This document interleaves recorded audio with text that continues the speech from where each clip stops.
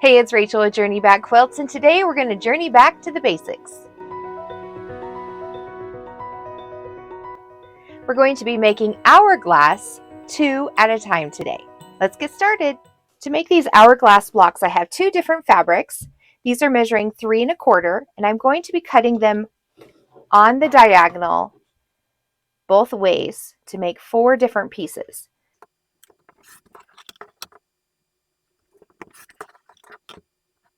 To save on time, I could have stacked these 2 and cut them at the same time, but here we are. All right, now that we have 4 pieces of each, we're going to sew these together like so.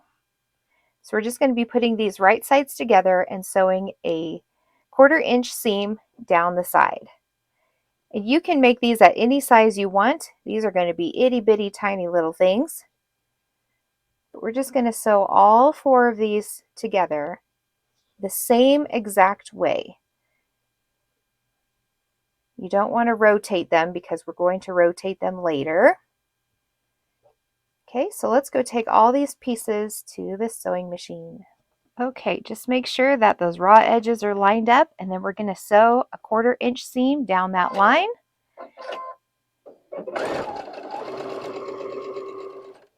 And I'm just going to chain piece all of these.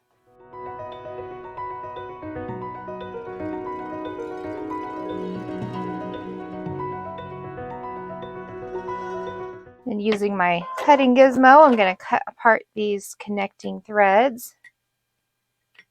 And let's go to the ironing board. So I'm going to press these going towards the darker side of my fabric, just like we've done with everything else. I'm just going to peel this over, set my iron on the light side, and let the edge of my iron just butt against that seam to press it over.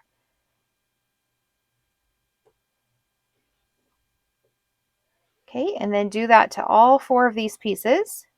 Now we're going to take these back to the sewing machine. We have 4 pieces, and when we rotate them, you can see that they're going to be opposite each other, and our seams are going to be able to nest right here.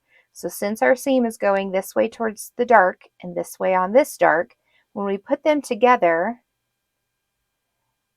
those seams can butt right up against each other, which is called nesting.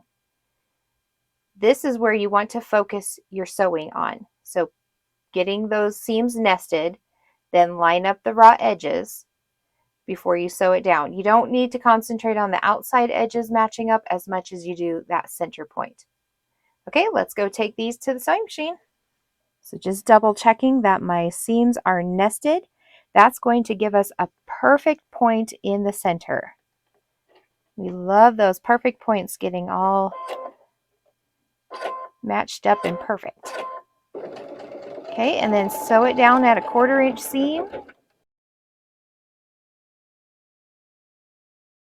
And if you're brand new at this, you may want to work with bigger pieces to practice first before making teeny tiny ones.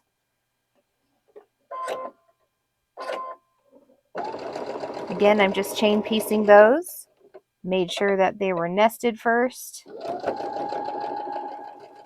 And I'm not pulling or stretching on my fabric, just letting the feed dog do the work for me. Okay, let's go back to the ironing board. There are a few ways you can iron these. We could just iron the seam going over to one side. I like to flip it over though. This is the only time I really like to flip it over. And you can see this seam is going here.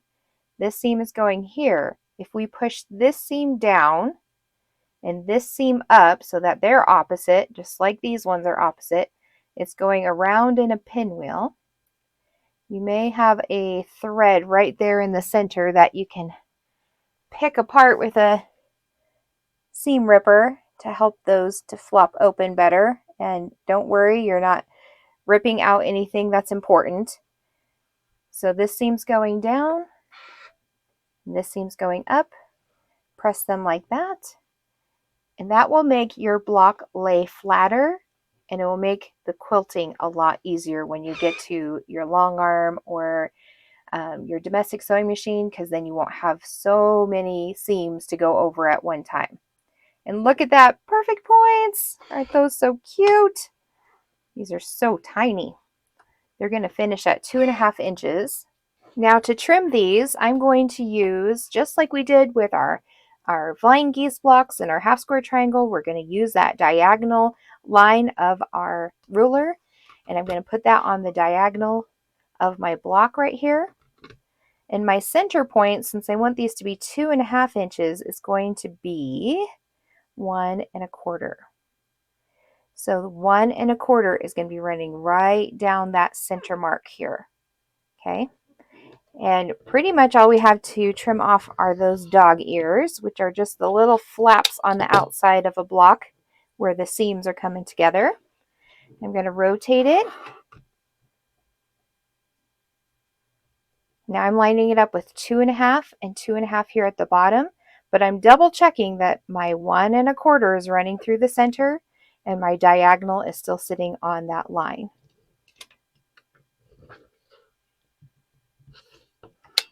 And there we go. There's our perfect, cute little 2.5 inch block. We'll do that to the other one and they'll be all done. Great job.